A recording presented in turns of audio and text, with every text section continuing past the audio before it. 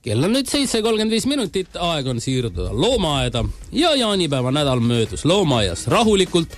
Vahelduvate vihmasagarate tõttu ei riskinud just paljud loomaajakülastust ette võtta, kuid need, kes tulid, ei pidanud pettuma, huvitavat juhtus siingi.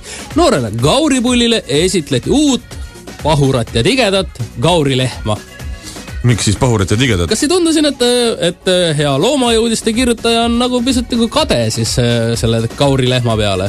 Mis ta muidu niimoodi kirjutab kohe halvasti? Jaa. Gauri bitch. Gauri bitch, jah. Peale isase antud korraliku keretäit muutis too aga kohe oma suhtumist ja on nüüd igati õrn kaasa vastu. Mõtleksin, et kuidagi oleme kinni jäänud 17. sajandisse selle loomaaia elu ja suhetega. Jah, võibki nii öelda.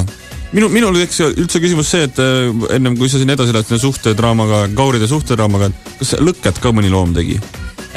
Ei ole praegu veel kirjas, kuid ilmselt mõned kakud ikkagi tegid, sest et kakud teadupärast jällegi munesid. Ja siis ikkagi loomaias vana hea komme on teha siis ka väike tuli kohe ülesse. Selge. Nii, aga lähme edasi. Vett täis lastud suur bassein meelitas veemõnusid nautima Aafrika elevandid. Eriti meeldib neile sulistada vihma ja äikesega. Ohtlik. Vägagi. Aga nad on suured loomad, teavad ise, mis teevad. Tähelepanelikud ekskursandid silmasid aga looma- ja veelinnudiikudil Euroopa sookilpkonna. Kuidas see sinna lendas? Tuli Lätist, jah. Nii, teisipäeval koorus esimene tibu uuel väikeluigepaaril. Hauduva lumekaku tiiva alt on õnnestunud näha 3 kakutibu, kuid pesas on veel 3 muna. Troopikamajjas viimati 4 aastat tagasi järglasi andnud surikaadipaaril sündis laupäeval 2 poega. 12. juunil ilmavalgust näinud rookassi poegade silmad on nüüdseks avanenud ja Tallinna Reaalkooli 12. A-klassi õpilased koos klassijuhatajaga käisid päev enne lõpupidu loomaial abiks heina riisumas ja asfalteeriti tiigripuuri ümbrus ja suleti karumaja tagune läbipääs. Nii et sealt enam siis läbi ei pääse. Teadmiseks kõigile. Miks? Kuna siis läbipääs on praeguseks suletud. Ahaa, sellest ei saagi.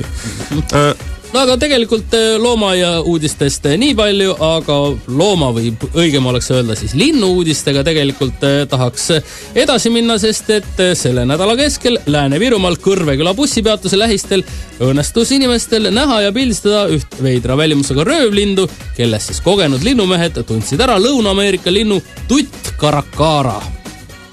Wow. Kes on siis Lõuna-Ameerikas levinud lind, toiduks tarvitab igasuguseid raipeid, hiiri, sisalikke linnupoegi, aga kahjuks see siiski ametliku statistikasse kirja ei lähe see lind. Miks ta on ju Eestis ju? No aga tal ei ole mingit võimalust jõuda Lõuna-Ameerikast Eestisse. Ainuke loogiline põhjus on see, et ta on kuskilt ära põgenenud.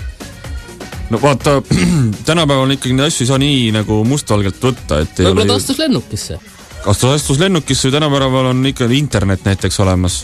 Nii kiiresti sa saad kirja. Võib-olla ta saatis ennast e-mailiga siia. Skype, palun väga on ju. Võimalusi on palju, ei saa niimoodi lihtsalt võtta, et nüüd ei lähe kirja, kuna see on võimatu. Jalgpall, worldwide ütleks selle peale. Aga arvatakse, et Lääne-Virumaal nähtud tuttkarakara oli jalgpalliga.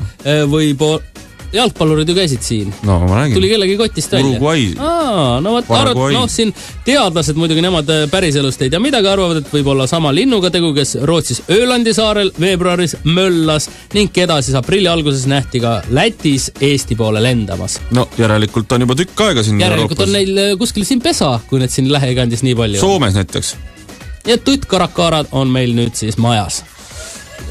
Saatke meile meie foorumisse oma pilt tuttkarakaarast, jääme ootama ja 10 parima tuttkarakara pildi vahel loosime välja väikse märkmepaberi pakikese.